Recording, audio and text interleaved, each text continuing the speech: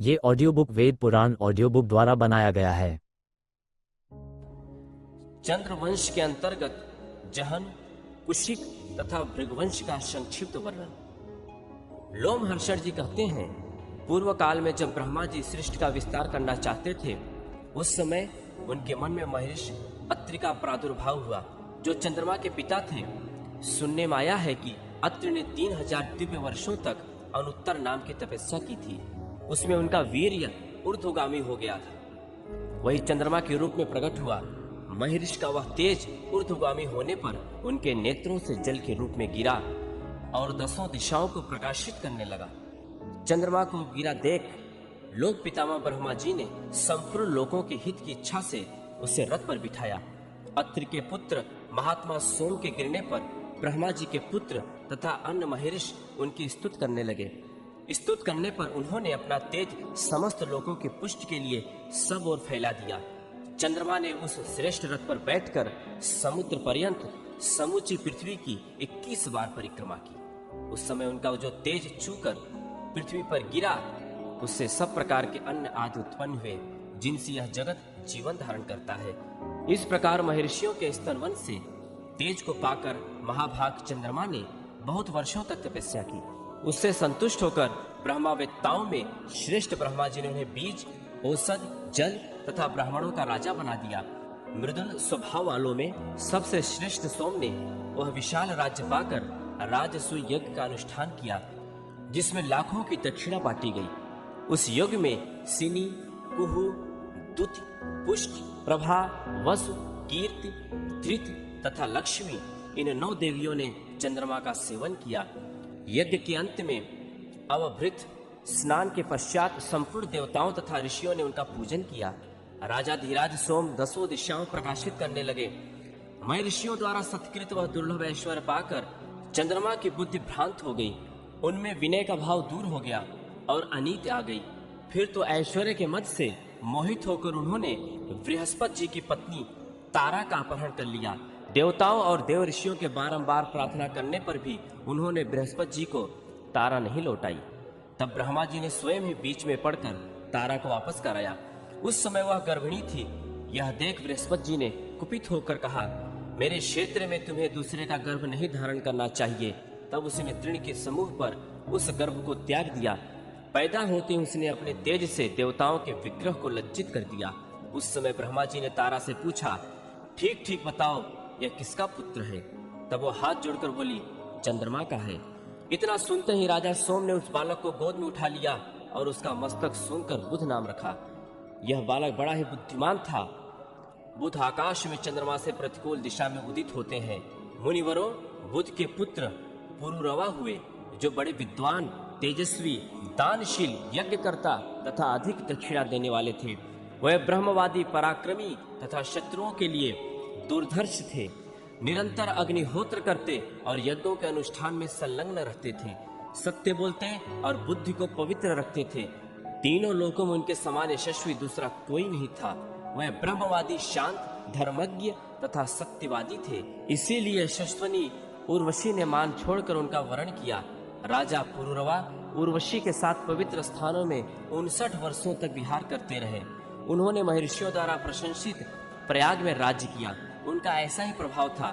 पुरुरवा के 7 पुत्र हुए, जो गंधर्व लोक में प्रसिद्ध हुए और देव कुमारों के समान सुंदर थे।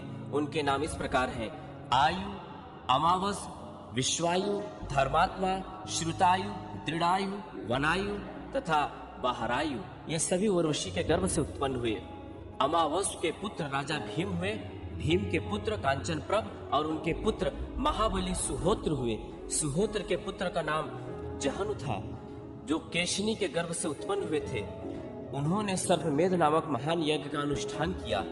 एक बार गंगा उन्हें पति बनाने के लोभ से उनके पास गई, किंतु उन्होंने अनिच्छा प्रकट कर दी। तब गंगा ने उनकी यज्ञशाला बहा दी। यह देख जहनु ने क्रोध में भरकर कहा, गंगे, मैं तेरा जल पीकर तेरे इस प्रयत्न को अभी व्यर्थ किए देता हूँ, तो अपने इस घमंड का फल शीघ्र पाले। यों कहकर उन्होंने गंगा को पी लिया।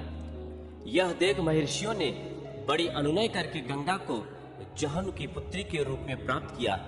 तब से वे जाह्नवी कहलाने लगी। तत्पश्चात जहनु ने योनाश्व की पुत्री कावेरी के साथ विवाह किया। योनाश्व के शापवश गंगा अपने आधे स्वरूप से सरिताओं में श्रेष्ठ कावेरी में मिल गई थी। जहनु ने कावेरी के गर्भ से सुनद नामक धार्मिक पुत्र को जन्म दिया। सुनद के पुत्र अजक, अजक के बालकाश्व और बालकाश्व के पुत्र कुश हुए। कुश के देवताओं के समान तेजस्वी 4 पुत्र हुए, कुशिक, कुशनाग, कुशाम और मूर्तिमान। राजा कुशिक वन में रहकर ग्वालों के साथ पले थे। उन्होंने इंद्र के समान पुत्र प्राप्त करने की इच्छा से तप किया था। 1000 वर्ष पूर्ण होने पर इंद्र भयभीत होकर उनके पास आए। उन्होंने स्वयं अपने को ही उनके पुत्र रूप में प्रकट किया। उस समय वे राजा गाधी के नाम से प्रसिद्ध हुए। कुशक की पत्नी पौरा थी, उसके गर्भ से गाधिका का जन्म हुआ था। गाधिका एक परम सौभाग्यशालिनी कन्या हुई जिसका नाम सत्यवती था। गाधी ने उस कन्या का विवाह शुक्राचार्य के पुत्र ऋचिक के साथ किया। ऋचिक अपने पत्नी से बहुत प्रसन्न रहते थे। उन्होंने अपने तथा राजा गाधी के पुत्र होने के लिए पृथक पृथक चरु तैयार किए और अपनी पत्नी को बुलाकर कहा, शुभ है, इस चरु का उपयोग तुम करना और इसका उपयोग अपनी माता से कराना। तुम्हारी माता को जो पुत्र होगा वह तेजस्वी क्षत्रिय होगा। लोक में दूसरे क्षत्रिय उसे जीत नहीं सकेंगे।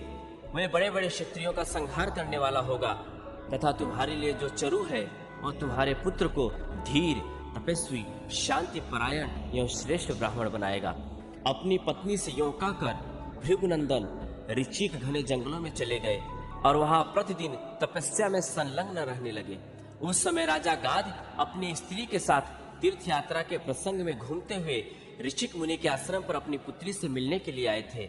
सत्यवती ने दोनों चरु ऋषि से ले लिए थे। उसने उन्हें हाथ में लेकर अपनी माता को निवेदन किया। उसकी माता ने दैववश अपना चरु पुत्री को दे दिया और उसका चरु स्वयं ग्रहण कर लिया।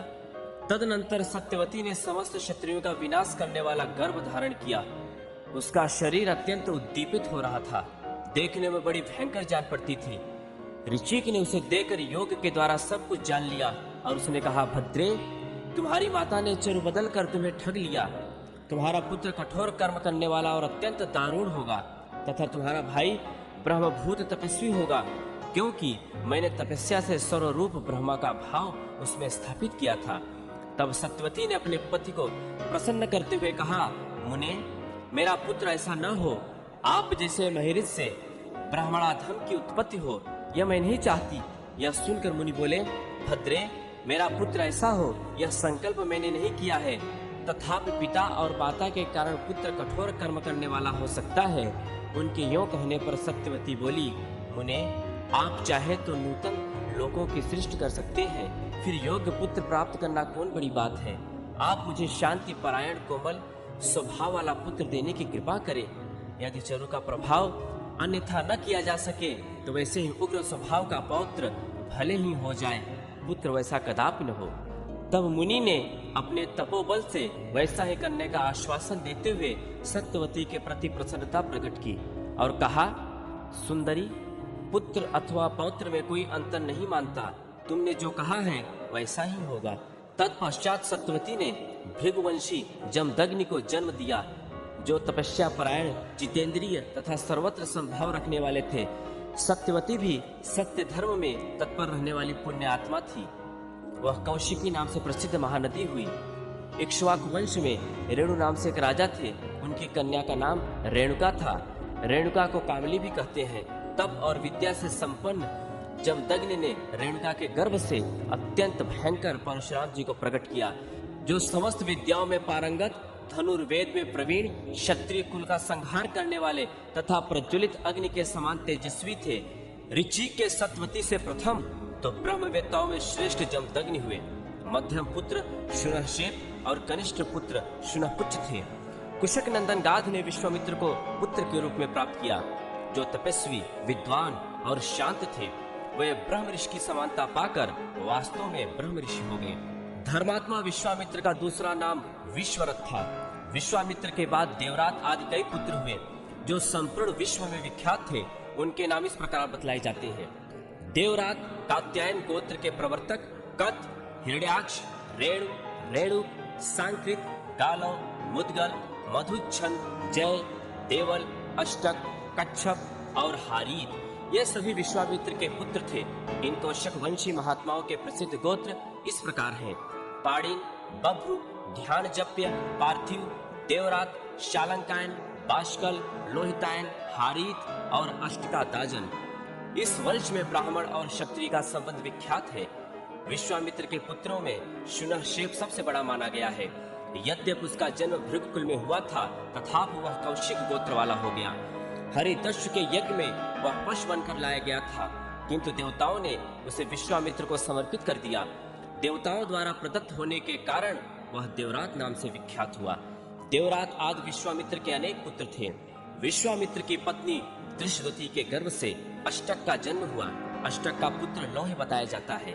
इस प्रकार मैंने जहन कुल का वर्णन किया। इसके बाद महात्मा आयु के वंश का वर्णन करूंगा।